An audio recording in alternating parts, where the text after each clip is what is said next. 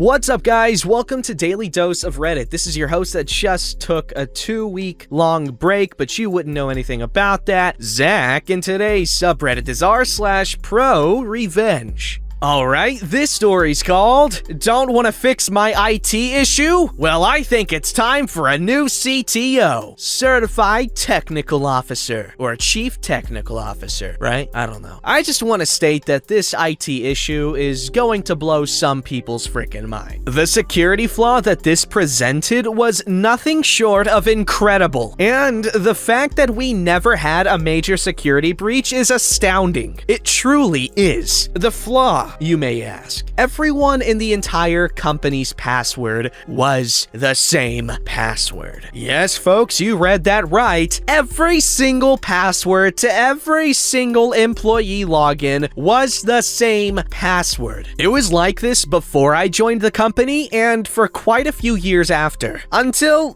well, enjoy the story. Now, what about the username? That must have been the trick, right? Oh yeah, that was a trick. The username was the employee email address. I did point out this flaw to my management, and their response was, "That's not our area to be concerned about." So whatever, it paid well, I'll do my job. And then, one day, we had a Windows update which caused a piece of software I used at work to break. I submitted a help ticket, and after escalating this issue, I got to the CTO. It wasn't a huge company. The CTO said, "I don't want to spend the time fixing this. Use this workaround." To which I pointed out the workaround slows things down, which makes my job harder, and this Windows update has to affect more than just me. I was told to suck it up. Now, at the time, the CEO was the son of the founder and a bit of a love wit. I legit feel at this point in time, he was just collecting a paycheck and letting everything run on auto and didn't pay attention. Guys, as much as that sounds like a good idea, and it sounds like the best thing ever, but no machine is that well oiled.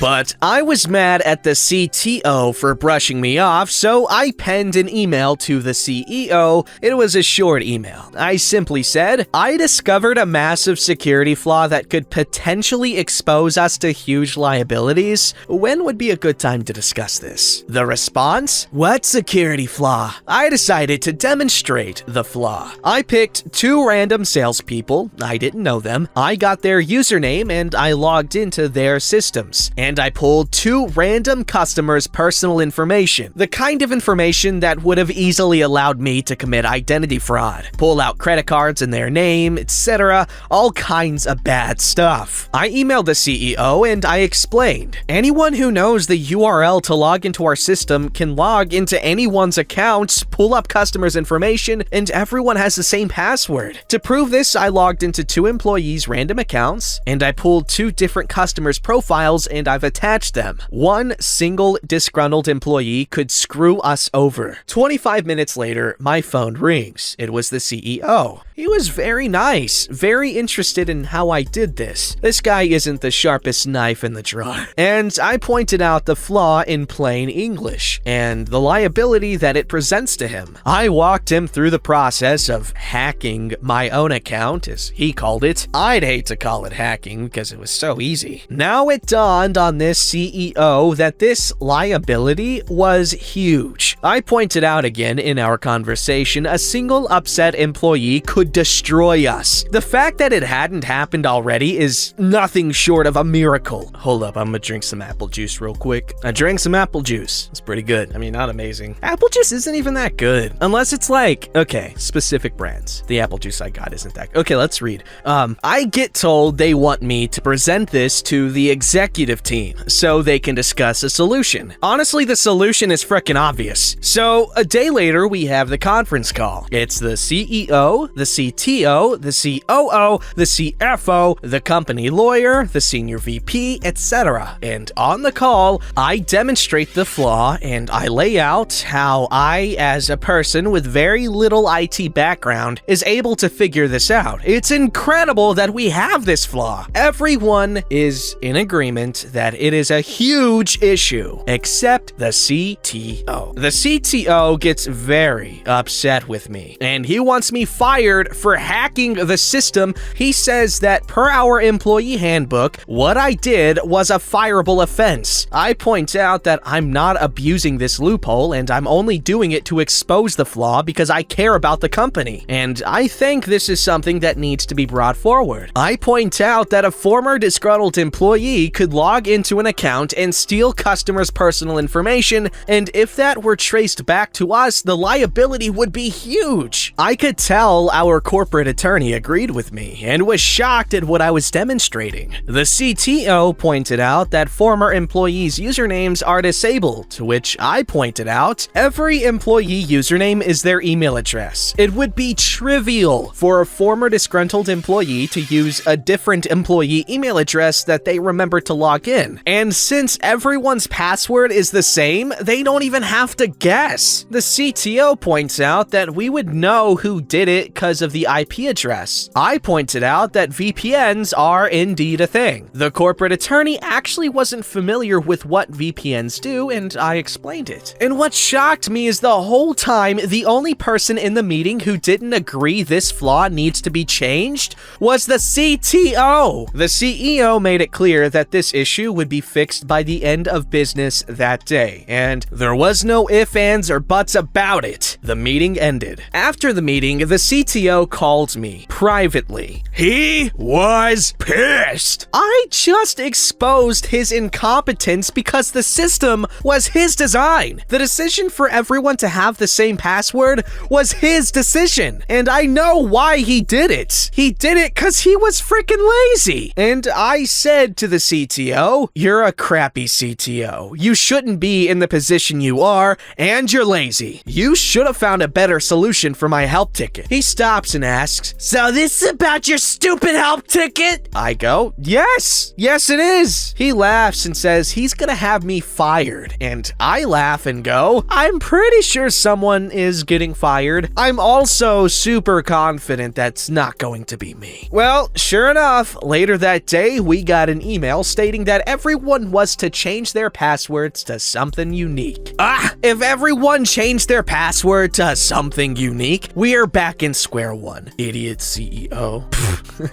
A week later, the CEO announced the old CTO stepped down to spend some more time with his family. On the first day of the new CTO's tenure, he sent me an email telling me he wanted to personally work on my help ticket and find a solution around the Windows update, which I'm pleased to say he did. And I later had conversations with our attorney at a meeting. We legit never had a security breach, which is simply astounding. The attorney admitted that was just plain dumb luck on our part, and if we would have had a security breach, it would have been very bad for us. Damn, bro, they should freaking just give you the company at that point. There would be no company if you hadn't, fixed it, probably. I mean, eventually there wouldn't be a company. I don't know. They should give you buku bucks, baby.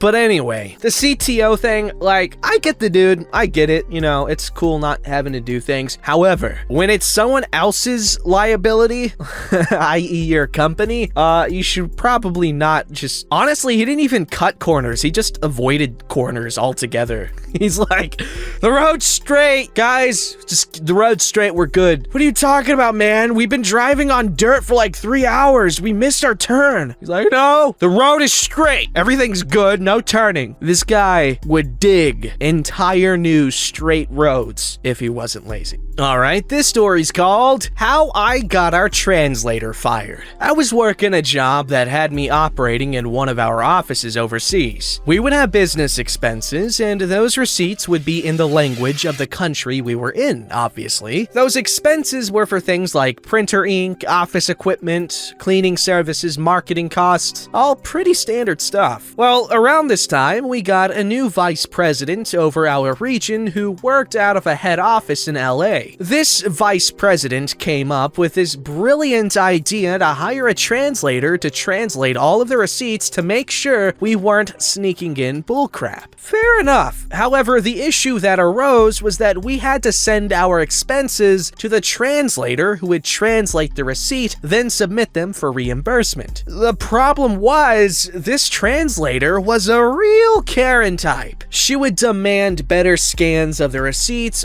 oftentimes after we had already thrown it away, she would argue if we really got the best deal on whatever we bought. I remember in one transaction on about $200 of ink cartridges, she asked me why I didn't order online from this common website, to which I said they were out of stock at the time, and we needed the ink, so we bought them from a local store. To which she said I was spending too much money, to which I said it's none of your concern. Your job is to translate the receipt. To which she said if I want her to submit my expenses, I need to be nice to her. To which I said she needs to learn her place. She's a translator, not a vice president that gets to instruct me on what to do. After this encounter, she started being extra anal with my expenses, so one day I came into the office early to call her and try and work things out. She basically told me that I screwed up by pissing her off, and she expected my expense reports to be perfect, or she wouldn't submit them unless they were. I told her if she keeps this up, she won't have a job much longer. She laughed and wished me well and hung up. A few months later, we had our annual meeting in LA, and after the meeting, we were at a bar, and I walked up to our vice president and started up a conversation. I steered the conversation to expenses, and I asked him how much in monthly expenses did he typically reimburse us for in the country we worked out of. He said about $3,000 to $4,000. I acted surprised and asked, "Is that all?" He goes, "Yeah." To clarify,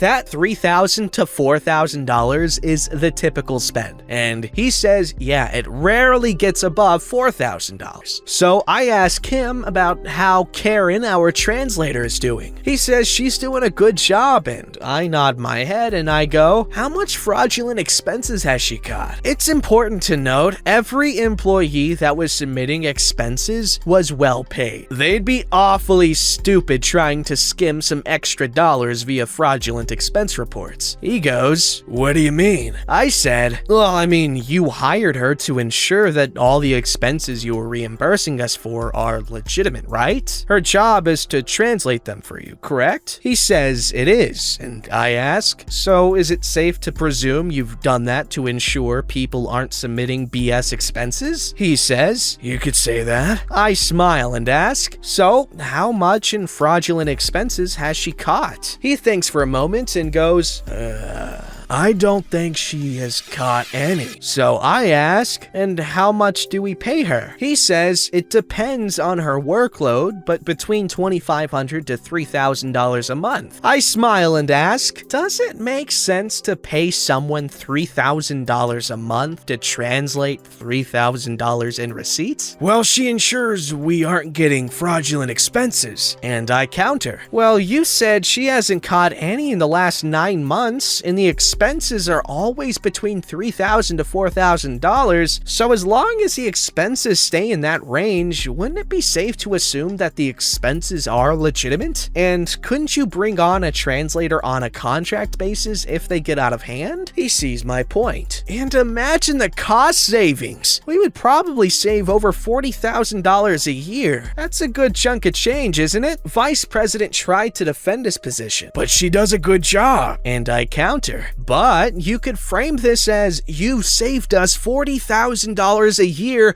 and created a baseline to judge expenses by. Cutting costs is always good for the bottom line and the end of the year bonuses, isn't it? For your information, I knew that a major percentage of a VP's comp package with the company had to do with the company's margin at the end of the year. The bigger the margin, the bigger the bonus. You can see the twinkle in his eye. We carry on the rest of the night. A few weeks later, we get an email from the VP saying that we are to submit all our expenses directly to the admin for reimbursement and that we have let go of Karen. FYI, Karen wasn't her real name, obviously. Okay, I'm not 100% sure how I feel about this one because, I mean, she was just trying to do her job, right? I mean, she was being a jerk about it, which, you know, that could have had something done about it, but I feel bad because, I mean, Vice President guy gets the big bucks, right? Karen lady, she doesn't now.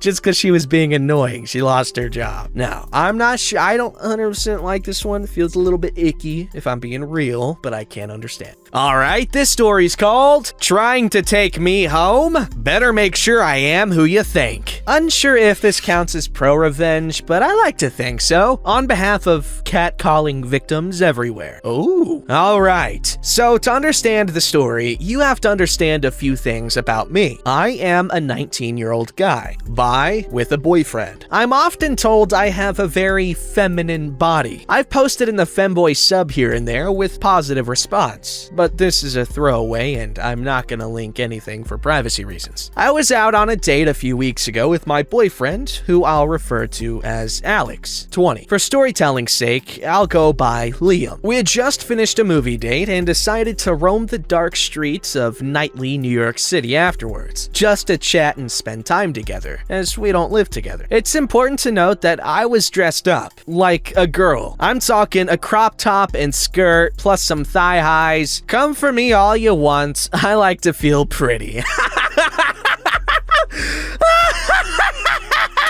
Oh, my butt fell off. I was waiting outside the convenience store while Alex grabbed some snacks when a tall man, early 20s, dressed like your local dealer, walked up to me and tried to act sexy. I'll refer to him as Creep. "What's up, baby? You know you shouldn't be out here so late, all alone." I said nothing. "Now, come on, babe. When a man speaks to you, you respond. How about we go back to my place?" Now, here's something I haven't mentioned. I have a high-ish voice, still masculine, but enough to where, if I try, I can muster up a good female voice. So I do. Should I do it? Yeah, I'm gonna do it.